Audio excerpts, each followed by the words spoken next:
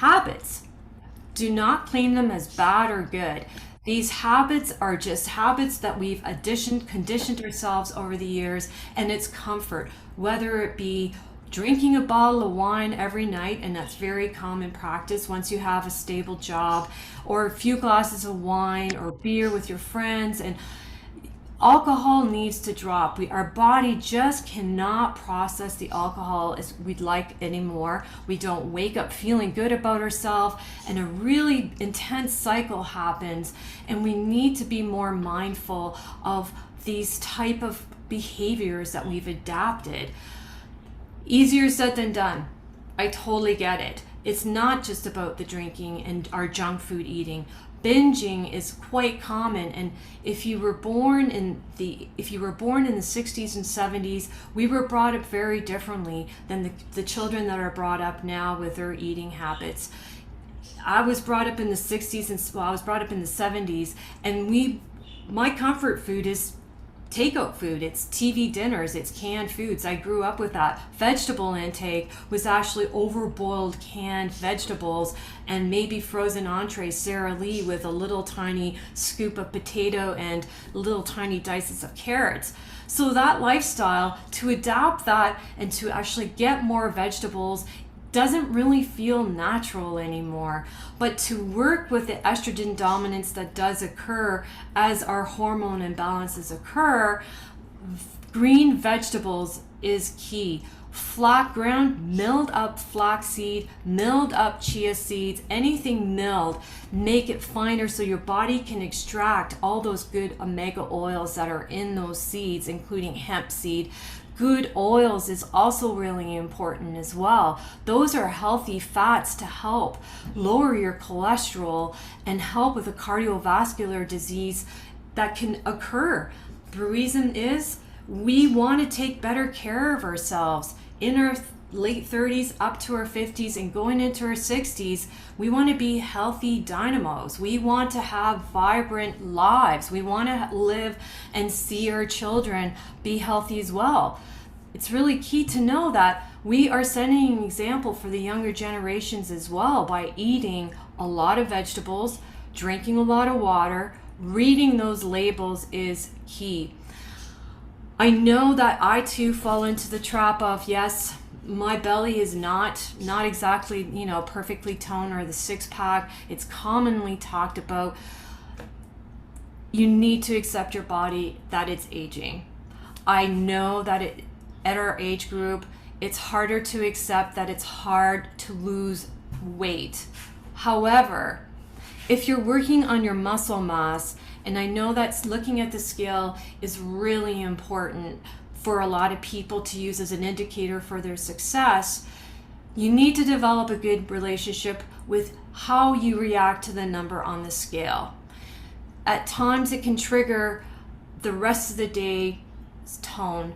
When you see a number on that scale that doesn't agree with all that work that you've put in for the last few days, or even 7 days, or even a month, sometimes all of a sudden it just jumps up 4 pounds. Like that just happened to me a few days ago, and I was like, what? Well, I'm not going to blame my body aging.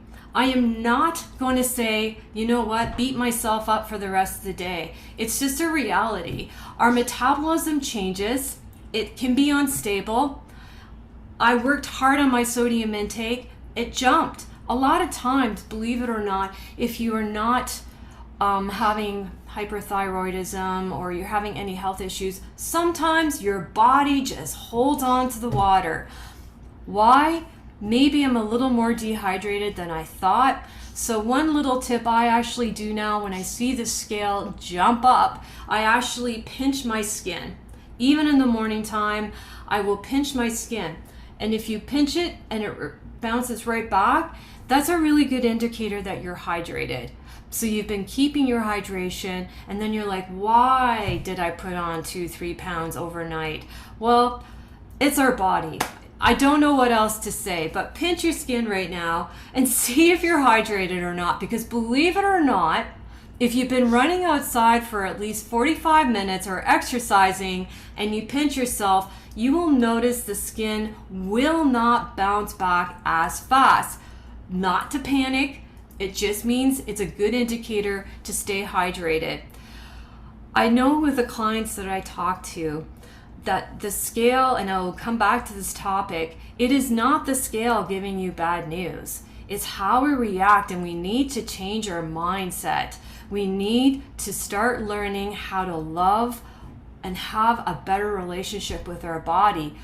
A long time we have been told that we need to be a certain size. We were blasted, and I know you know this, but you need to listen to your self-talk. Everything you are doing, you being on this path on getting healthier, working on that weight, listening to your mind talk, your self-talk, however way you phrase it, it is key. When you look at the number on the scale and it doesn't agree with the work that you've put into because you want to be rewarded by something, well, sometimes you have a non-victory. I will actually put on a piece of clothing that I wore 10 years ago and see how I look.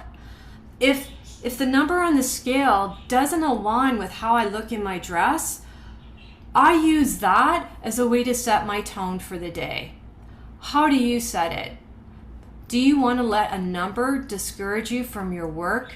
This is a lifestyle change. We are at the stage in our life where we need to be comfortable with how we look. Our hair is going to get gray. Unfortunately, we are going to get little tiny wrinkles here and there. It is what we do. However, I need to stress this. You can slow down the aging process by following really good eating habits, at least going for a vigorous walk every day if you don't have any time at all, because if anything, I've heard the older we get, the busier we get. We have more demands. Our children have children. There's stuff happening all over the place. So listen to your self-talk in the very first part of the morning. What I've done, and I have done this with my clients, is I really strongly believe in having to learn how to love ourselves again. And you're like, what does this have to do with putting on weight and menopause? It has a lot to do with it. Our self-talk, we've been listening to it for years and years and years. Well, look at the weight look at the weight that you're putting on. Is that going to affect how you build your relationship internally with your self-love? The more you love yourself, the more you are enjoying your body. The more you start to focus, yes, we have been putting on a little bit of weight, but we've been working hard to keep healthy. And we will never be 115 pounds. And if you do, it is because of a medical reason, and hopefully it isn't because of cancer. But be at the weight that you love and enjoy the journey on getting there. It's important. Enjoy the food you're eating. I know a lot of times with my clients that are talking about, and they stress out about weekends. Weekend eating becomes very, very stressful. In fact, they don't even know how to get a workout in, and then they think they can make up for it on Monday. Well, stop thinking about it like that. Look at it differently. On the weekend, when we're going out with our family and friends and socializing, especially with our grandchildren, that when you look at the food around you, look at its ingredients. Be selective. In fact, share with your people around you and your friends that you're changing your lifestyle so that you are working towards your self-love with yourself. People will be supportive and not feel alienated or self-conscious of what they're eating, and you will feel more comfortable about choosing the foods that you choose in a different way. So for example, say you are at a church outing and there's lots of sandwiches, there's pasta, there's all kinds of things. If you are bringing food, there are a lot of good recipes in the 2B mindset that you're able to make, or even a beautiful vegetable platter, and place it in front of everyone, because vegetables are usually forgotten in these settings. It's just a reality. So bring a vegetable dish. Ask a couple other people to bring different Compare vegetable dishes. Bring cabbage rolls that's made with cauliflower and other types of like different types of fillings with cabbage rolls.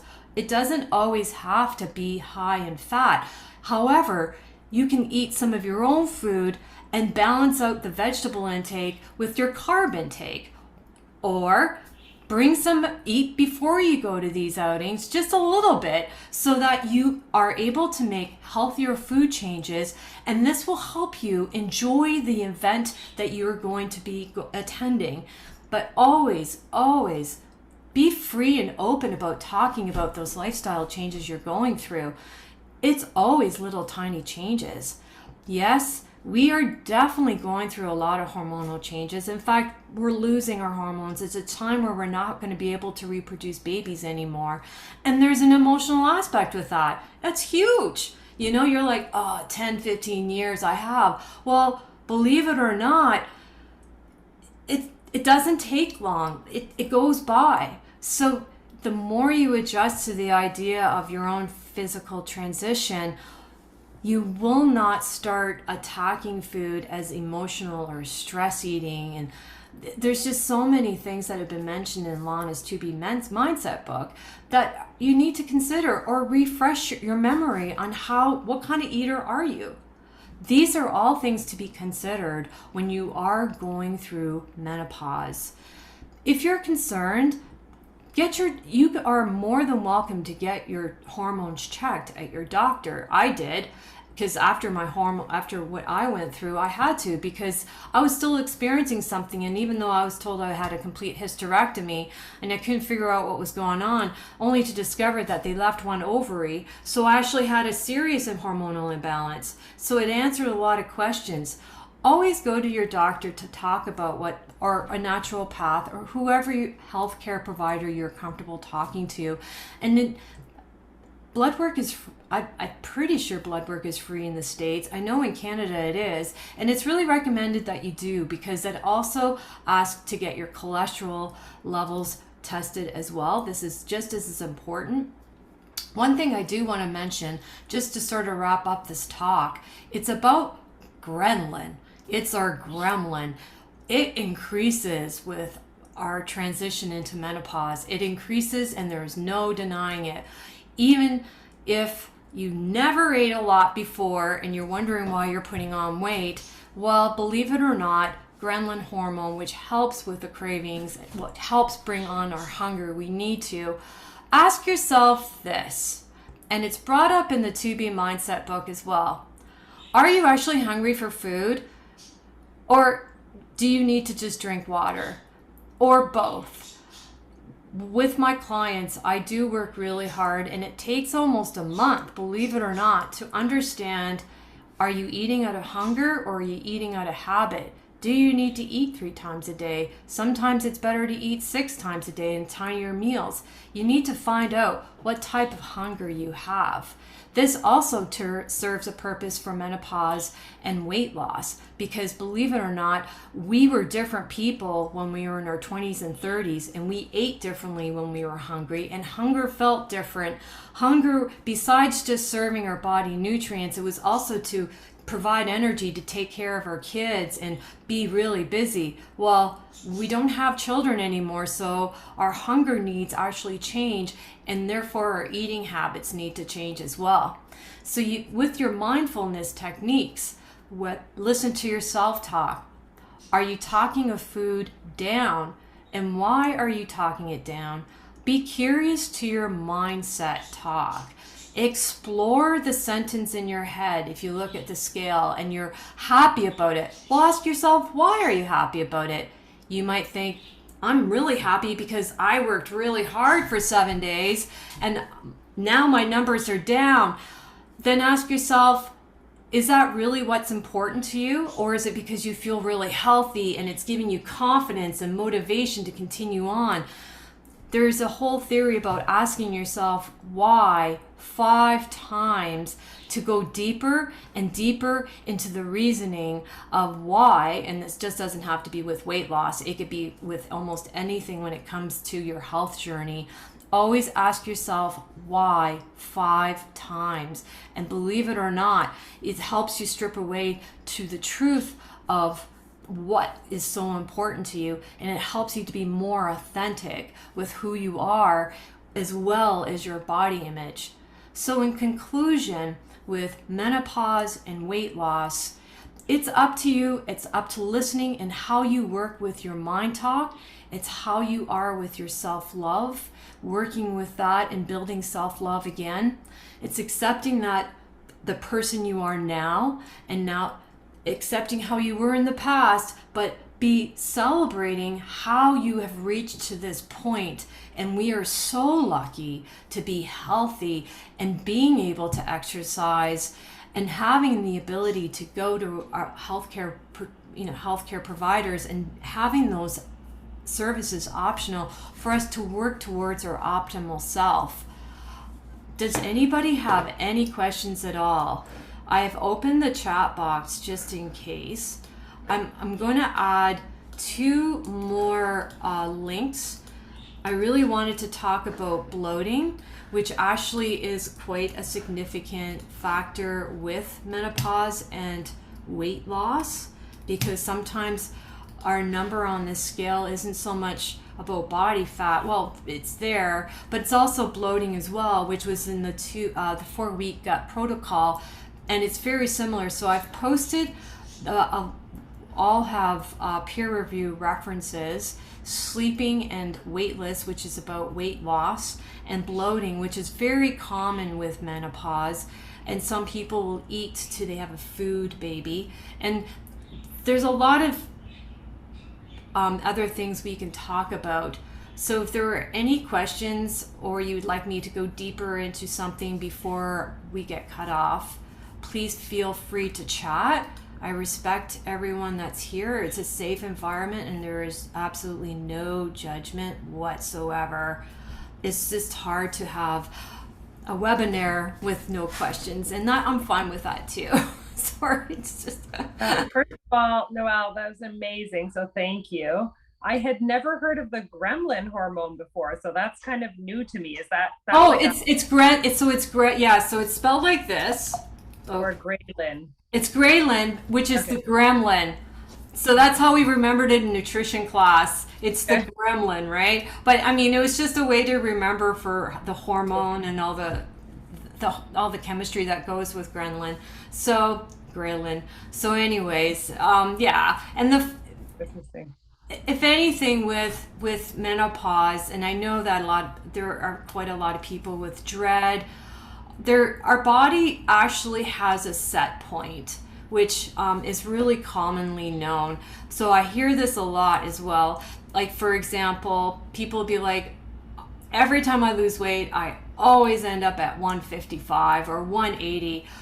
Besides all the equations that have been offered in the 2B mindset, physiologically, our body at certain time just loves to be at a certain weight. That's when you need to talk to your doctor as well, because if you're not happy with your image, I really recommend you go to get your blood work done and see what's going on, just to make sure there's no thyroid issue or things like that. But if you look good and you're healthy and your body keeps going back to that one particular weight, and you really want to reach it for a wedding, like you want to lose that 5 pounds, I have to admit, elimination diet is always perfect. It helps you keep back on track, stay on track with your healthy eating, and just keep loving the food you eat. Never beat yourself up if you end up enjoying a party. We need that. In fact, studies have shown that if you're really happy at an event, that hormone actually continues for the rest of the week, and your metabolism still keeps burning even though you have eaten some foods that you normally don't eat. It's really important. Our hormones are really important, but again, it's really important to get that all tested at the doctors. It's good to have regular checkups. Yeah, for sure. So to wrap this all up, if anyone has any questions at all, or wants to give me some feedback and you need some more references, which I have, which are all peer reviewed because they're all studies that have been scientifically proven, I will freely give you my email address, which is coachnunzi@gmail.com. And I'm just going to put it in the chat box so that it's available. And I really look forward to hearing from everyone, and I wish everyone a wonderful